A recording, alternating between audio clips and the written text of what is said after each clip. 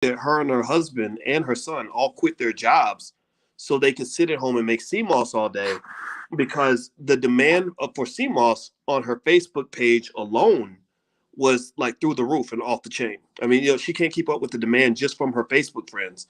And so the big thing about um, things like paying off debt and things like that is to kind of know that the best way to really deal with a lot of debt is to learn how to make money. If you learn how to make more money, then then the debt is not an issue anymore. And also, a lot of times, your chances are you're sitting on some idea or some skill that you're not even aware of, that could literally change your whole entire life if you monetize it in the right way. Like you're sitting on your gold mine right now, most likely. Chances are you are. Um, but the reason you haven't found it, in my view, is because A, you're not trained to look for it, right? If you don't believe something exists, you're not going to look for it.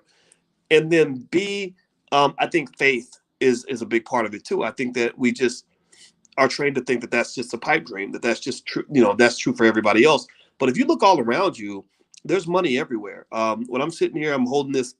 Whoever made this coffee mug probably made millions of dollars selling me coffee mugs. This water bottle, somebody made money, putting water in plastic bottles and selling it.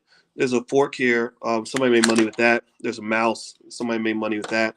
iPhone cases, notepad. I'm wearing a Louisville Cardinals jacket right now.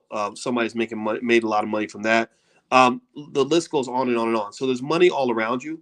So I think that having that financial awareness, when we talk about economic consciousness, that consciousness is kind of being conscious of all the different ways to make money that exist around you.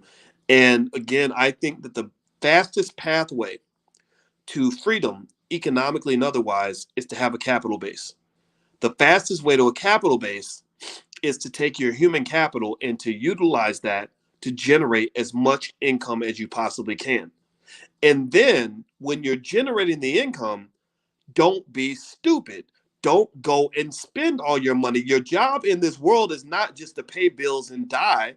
Your job in this world is not just to go make other people rich by buying worthless consumer items. Your job in this life is not to trick away all your generational wealth.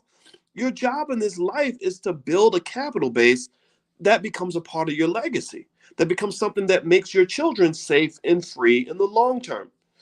One good example I'm going to give you guys, and I'm going to answer a couple more questions before I head on out. There's a man in Philadelphia that I just love and admire tremendously, and I've spoken about him before. I'm going to talk about him again. His name is Kenny Gamble.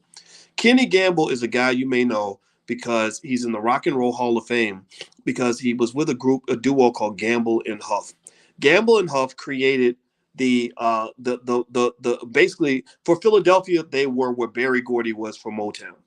And so Kenny Gamble in the 1960s wrote his first few songs, and he sold his songs and was getting all this money. In the 1960s, it was similar to now. A lot of entertainers would get their money. They buy fancy cars and fur coats and,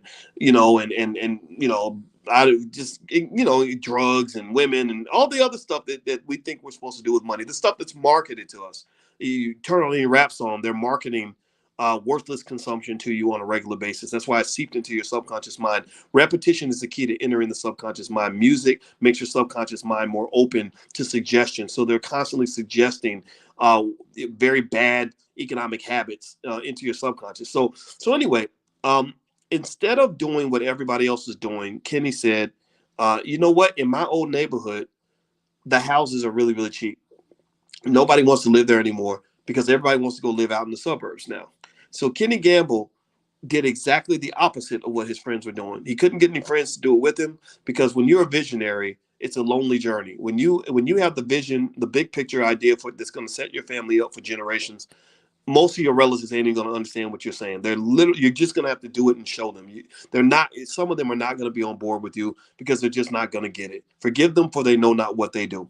So Kenny Gamble went back to his old neighborhood, and he bought not one house, not two, not 10. He bought probably 100, 200 houses in his old neighborhood. He bought up everything he could get his hands on.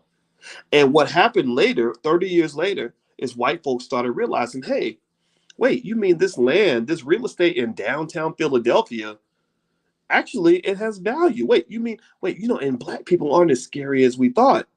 And oh, you mean, oh, this waterfront property in downtown Philadelphia? Ooh, that's pretty nice. Imagine if you clean that up and you put a Starbucks on one corner and a dog park in the other corner, and clean, just making a nice, safe area to live. And we attract all the wealthy hipsters down here. We can charge insane amounts of money for rent. So they start gentrifying. And when they start gentrifying, you had those black people who, for good reason, were mad. They're like, wait a minute, why are you taking our land? Like, this ain't right. You can, but it was never your land in the first place, right? You didn't think about owning the property. You were trying to move out to the suburbs and all that, right? And so they were rightfully upset, and kind of being pushed around, and it was terrible. It wasn't fair, right? But life's not fair. That's what it was. But then you had Kenny Gamble, who was already sitting on top of some of the most valuable real estate in all of Philadelphia. In fact, I go down and I visit him. I sit with him. I go sit with. I have a few elders I go sit with to just learn from. I sit with him. I sit with every now and then I sit with Minister Louis Farrakhan. I sit with Dr. Claude Anderson. I sit with George Frazier. I sit with these men that's my Mount Rushmore, by the way. And one of the things that we when we're sitting there, we're walking through this part of Philadelphia where there is millions of dollars worth of real estate that Kenny started buying in the 1960s.